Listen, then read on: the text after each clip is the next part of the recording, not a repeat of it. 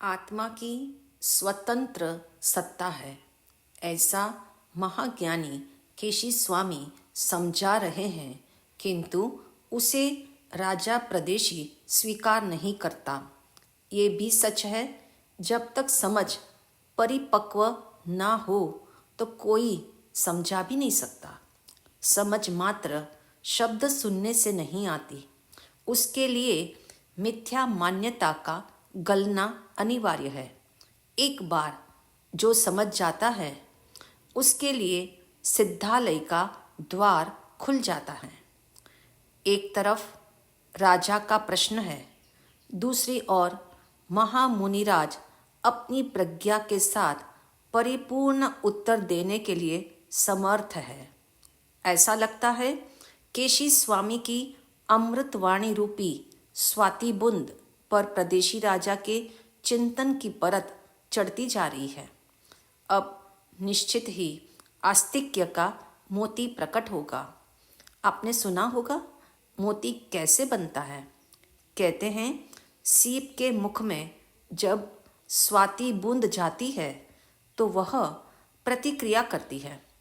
उस बूंद पर वह सीप परत चढ़ाना शुरू कर देती है।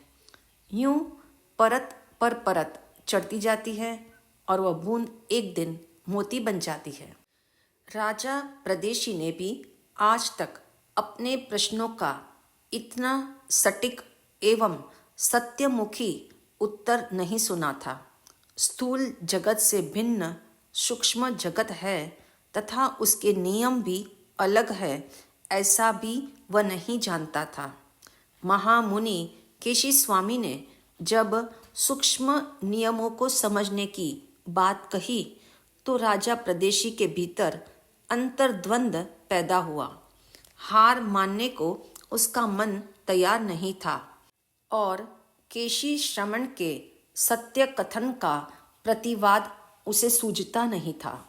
एक तरफ उसका कोरा आग्रह खड़ा है जो उसे सत्य बात का स्वीकार नहीं करने देता, एवं दूसरी ओर सूक्ष्म जगत को जानने की इच्छा भी उसकी प्रबल है। इसी के तले वह एक तर्क प्रस्तुत करना चाहता है। हे मुनिवर, आपके मत की संपुष्टि में कुछ प्रयोग जो मैंने किए, उसमें से एक परीक्षण परिणाम के साथ आपके समक्ष प्रस्तुत कर रहा हूँ। आप भी मेरी इस बात को अवश्य सहमत होंगे। एक युवा व्यक्ति बलवान है, बाण चलाने में दक्ष है, निपुण है।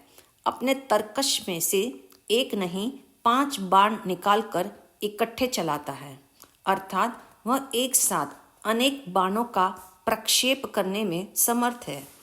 इसमें कोई शक नहीं कि एक वृद्ध पुरुष ऐसा नहीं कर सकता। जितनी दूरी युवा पुरुष का बाण तय कर सकता है, उतनी दूरी तक वृद्ध पुरुष का बाण नहीं जा सकता, क्योंकि उसका बल क्षीण हो गया है। एक बालक में शक्ति कम है, वह बाण चलाने में कुशल भी नहीं है, न उसके पास धनुर्विद्या का ज्ञान भी है। ऐसी स्थिति में क्या वह बालक धनुष से बाण निकालकर दूर फेंक सकेगा? स्पष्ट है उत्तर, नहीं। इसी से मेरे अभिमत की सिद्धि होती है। यदि जीव है तो तीनों की शक्ति बराबर क्यों नहीं है? जैसे तरुण व्यक्ति में आत्मा है, वृद्ध व्यक्ति में आत्मा है और बालक में भी आत्मा है। इसलिए जीव की शक्ति समान होनी चाहिए एवं उनका प्रक्षेपण भी एक जैसा ही होना अनिवार्य है।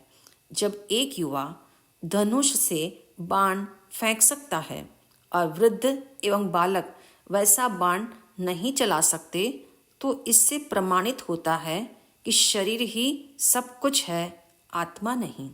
मुझे लगता है इस साफ स्पष्ट एवं प्रत्यक्ष दृष्ट तर्क के तले आप भी पशोपेश में पड़ जाएंगे।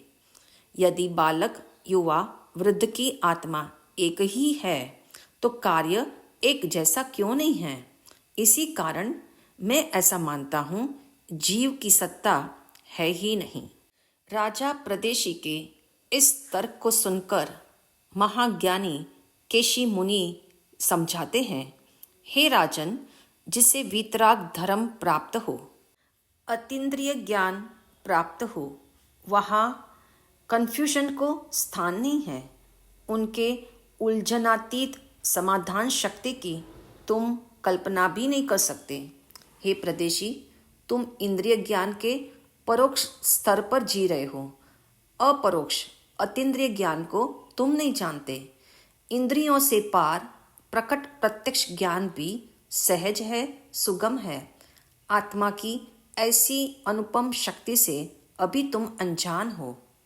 हे प्रदेशी, अब अत्यंत सजग होकर एक तान से बात को सुनना। एक बलिष्ठ युवा जो बाण चलाने में भी दक्ष है, मगर उसके हाथ में बहुत जीर्ण शीर्ण धनुष है। उस धनुष की डोरी अत्यंत पुरानी है, बाण और कमान भी जर्जर है। तो क्या ऐसी स्थिति में वह युवा कुशल होने पर भी बाण को चला सकता है, दूर तक फेंक सकता है? जो युवा पहले एक साथ 5 बाण चला सकता था, वह अब एक भी बाण क्यों नहीं फेंक सकता? इससे स्पष्ट है, युवा बलिष्ठ धनुर्धारी भी बाण तभी चला सकता है जब धनुष मजबूत हो, डोर भी जीर्ण ना हो। इस बात को तुम समझो राजन। यहाँ उपकरण का अंतर है, साधन का फर्क है, साधन की शक्ति में भी फर्क है। इसमें जीव का भेद नहीं है। यदि उपकरण पर्याप्त एवं सशक्त ना हो तो कुशल युवा भी बाण नहीं चला सकता। वृद्ध हो या बालक, उसकी आत्मा एक समान है, किंतु उपकरण यानी शरीर की शक्ति पर उसकी शक्ति का प्रकटीकरण आधारित है। इसलिए हे राजन, तुम सूक्ष्म दृष्टि से गौर करो। आत्मा में कोई भिन्नता नहीं है, मगर आत्मा की शक्ति के प्रकट होने में फर्क है। बालक की आत्मा भी स्वभाव से अनंत शक्ति से परिपूर्ण है, मगर वह शक्ति अभी प्रकट नहीं हुई, क्योंकि शरीर रूपी उपकरण पूरा विकसित नहीं हुआ है। युवा में भी आत्मशक्ति व्यक्त हो गई है। इससे सिद्ध होता है आत्मा अलग और शरीर अलग। शरीर का कार्य भिन्न है और आत्मा का कार्य भिन्न है। इससे तुम्हारा मत सिद्ध नहीं होता। हे प्रदेशी, आत्मा की शक्ति के प्रकट होने का माध्यम शरीर है, ना कि शरीर स्वयं कुछ करता है। मान लो बालक को मजबूत धनुष मिल जाए, तब भी वह बाण नहीं फेंक सकता, क्योंकि बालक में धनुष बाण चलाने की शक्ति अभी जाहिर नहीं हुई है। एक वृद्ध की शक्ति क्षीण हो चुकी, इसलिए वह बाण चलाने में अक्षम है। समझना यह है, सबकी आत्मा समान है, अनंत शक्ति से भरपूर है, तथापि शक्ति की अभिव्यक्ति कतिपय उपकरणों के द्वारा ही प्रकट होती है। जैसे धनुष एक उपकरण है, ऐसे ही शरीर भी एक साधन ही है। इसलिए हे राजन, तुम स्वयं इस बात पर चिंतन करो। तुम्हारा तर्क जीव और शरीर की अभिन्नता का समर्थन करने वाला नहीं है, बल्कि इससे साफ और स्पष्ट यह दृश्यमान हो रहा है, आत्मा अलग है एवं शरीर अलग है। इस तथ्य पर आप सब भी चिंतन कीजिए। आत्मा है या नहीं है, तो वह कहाँ है? क्या आत्मा शरीर से सचमुच अलग है?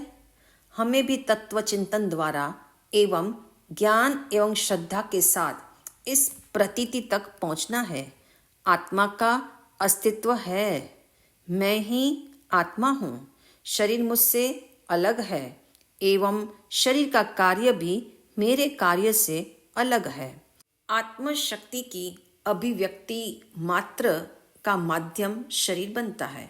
इसका अर्थ यह नहीं कि शरीर कुछ करता है या शरीर आत्मा है, माध्यम है। माध्यम कर्ता नहीं होता है, वह प्रकटीकरण का साधन ही है। मान लो आपके हाथ में मजबूत डंडा है तो उसका प्रहार भी जोरदार होगा।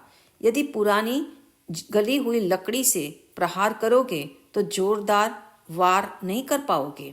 स्पष्ट है, उपकरण की शक्ति से परिणाम में फर्क पड़ता है।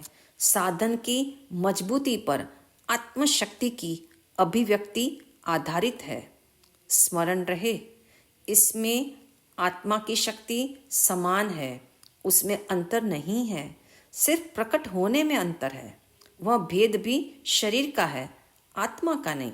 स्वरूप तो सदा एक जैसा सभी में है। यदि शरीर, मन, बुद्धि, इंद्रियां क्रमशः शिथिल हो गए हैं या कार्य नहीं करते हैं, इसका अर्थ यह नहीं है कि शरीर में आत्मा नहीं है या आत्मा की शक्ति कमजोर हो गई है। शरीर आदि काम करे न करे, किंतु आत्मा हर हाल में अपना जानने का कार्य कर ही रही है। इसलिए शरीर या इंद्रियों की क्षीणता से आत्मा में कोई अंतर नहीं पड़ता। श्री राज प्रश्नीय संहिता ज्ञानार्थी को 2 सूत्रों में प्रबोध देती है। नंबर 1, आत्मा भिन्न, शरीर भिन्न। इस साधना सूत्र के तले समाधिस्थ हुआ जाता है। इतना ही नहीं, आत्मा की अनुभूति कराने वाला भी यही तथ्य है। नंबर 2, मन भ्रमर आत्म रस का प्यासा बने तो इंद्रिय विषय का त्याग करके स्वाध्याय के बगीचे में भ्रमण करेगा। प्रत्युत आत्मलीन होने में देर नहीं लगेगी।